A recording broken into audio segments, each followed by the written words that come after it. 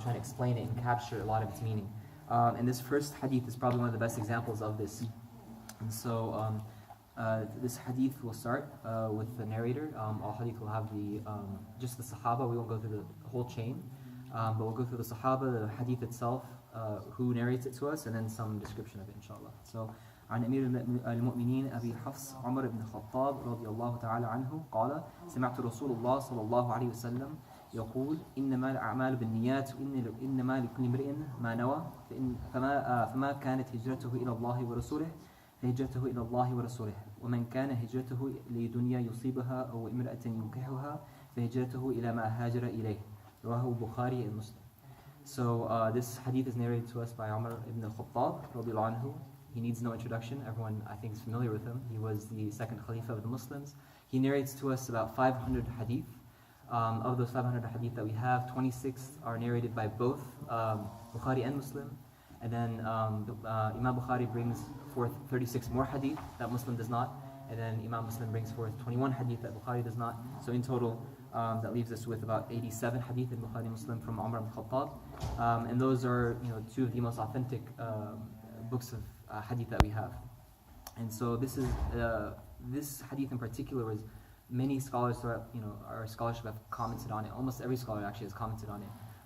And for example, Imam Shafi'i said that this encapsulates about half of deen. And what he's talking about there is that deen has an external component and an internal component. And this hadith is sufficient for the internal component. It tells us how to achieve improvement and perfection in the internal aspect of our deen. And Imam Abu Hanifa says this is 1/4 of the deen. And he says this because one part of the deen is leaving the pleasures of the dunya. One part is to leave what does not concern you, which is another hadith. Another one is to leave gray area, the gray areas of the deen. And that's another hadith we'll come into, inshallah.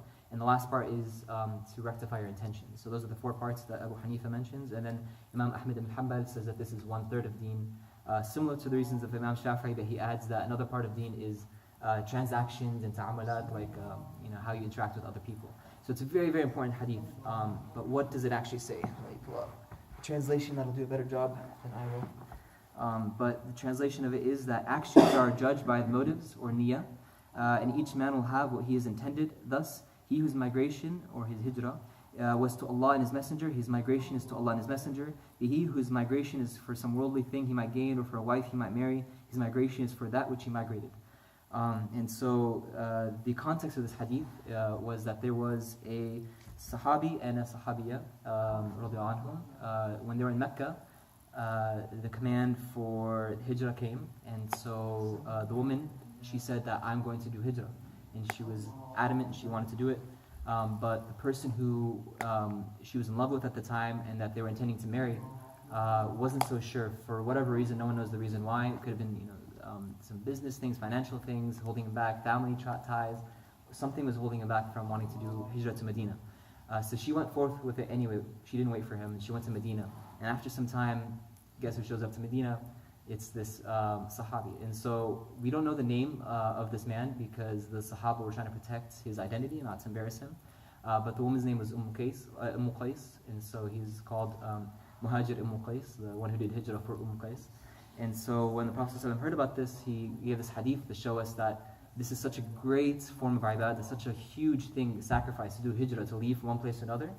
But if you do it with the right intention, it all counts as ibadah, and if you do it for some other intention, even though it's the same exact act, you're not going to get that reward for it. So that's like a very, very salient point for us that translates not just to ibadah, but to every part of our lives. Something as simple as putting on your shirt in the morning, depending on your intention, you can make it a form of worship, and it becomes worship throughout your day, or it could be neutral, just putting on your shirt. It could even be sinful, like trying to show off. And that applies to everything, ibadah or not ibadah. So it's very, very, very, very critical that we focus on this point. In the hadith, it says, إِنَّمَا, that's how it starts, إِنَّمَا الْأَعْمَالُ. إِنَّمَا here denotes exclusivity. So it says, like, the only thing actions are judged on is by their intentions, which is very kind of mind-boggling to think like, oh, there's all these other factors you'd want to consider. But here Allah is telling us He's really taking into consideration our intentions going into the actions. A'mal itself, the word a'mal is very important because in Arabic you could really, there's 2 ways you could say to do, right? So a'mal means an action to do something, You could also use the word af'al, but there's some very subtle differences between the word af'al and a'mal. A'mal, the three main ones, is that a'mal denotes, first of all, free will. You can only do an amal that's from your own volition, whereas af'al could be something that you're forced to do, or you do out of your free will, so there's no specificity. So here, this is something that you have to be doing out of your free will. There's also some sort of continuity that's implied by a'mal, whereas while af'al has no such implication. So here it's kind of reminding us, and this refers also to the other hadith of the Prophet ﷺ, where continuity in your actions is very, very important. And then the last point is also that a'mal can also come with a connotation of ibadah, some sort of worship or ritual act, whereas af'al has no such connotation at all. And the idea is that, again, like we mentioned at the beginning, anything can be made into a form of ritual worship. And intention is what separates aada from ibadah. Aada is habit, and ibadah is worship. And so intention is the key that kind of holds the door there. And so something that we kind of come across a lot of times when we read this hadith is like, okay, if all my actions are judged by intentions, then I shouldn't do anything if I intend wrong. And so you might come to prayer and be like, you know what, when I come to the masjid, it's kind of hard for me to really purify my intention, so maybe I should just pray at home. Or maybe, kind of people are watching me, I'm not going to pray my sunnah, I'm going to skip my sunnah. So this kind of mindset comes into our mind a lot, and it's like a lot of waswasa from the shaitan, trying to play with our minds and misinterpret this hadith. A lot of scholars have said that intention isn't something you're going to find. It's not going to, like, one day you're going to wake up like, all right, I got the intention. It's something that's practiced over time, like you would swimming or working out or anything else. It's a muscle, you got to work it out. And so you start something, you start doing the action consistently, and even if the intention is not there, you're trying to purify your heart, that's something that could take a lifetime, years, months, whatever. It takes a long time to get to that point where you feel like you're pure in your action. But even the intention of trying to fix your intention is the intention you're trying to go for, you see? So you're trying to make sure that you do the action that you know is good without, while working on your intention, not assuming that you're going to reach perfect intention every single time. And so, one imam, he was asked, what is tazkiyah, right? Tazkiyah is this concept of purifying yourself, purifying your soul through self-improvement, reflection. In the imam, his name's Sheikh Zakaria, he was the teacher of my teacher's teacher, if you want to sit there and figure that out. He said that the beginning of tazkiyah is this hadith right here, that actions are in their intentions. The end goal of tazkiyah is to reach another hadith, inshallah, we'll come over. It's actually in the next one, where you worship Allah as if you see Him, and even if you don't see Him, know that He sees you. And so this is where you start. You start with that intention, inshallah. And just a few more points, and then we'll wrap up. So some linguistic points. Niyyah, again, is from intention. It means, the way it's used here is to turn your heart, right? So it's like turning, so niyyah itself means to turn towards something. What's implied here is turning your heart towards Allah, and so the whole point is to, niyyah is kind of that point of junction between the action and your heart itself, and so making sure that your heart is turning towards an action that's going to please Allah. And ikhlas itself, it means to purify something. Ikhlas, we use as sincerity, so to have a sincere intention is to have ikhlas, and ikhlas is it means to purify something. You might say, like, to purify honey, for example, they'd use the word ikhlas. It's to separate the impurities of honey, or iron, maybe, same thing. Whenever you're separating impurities from something, you use the word ikhlas, and so that's kind of the goal that we're trying to reach.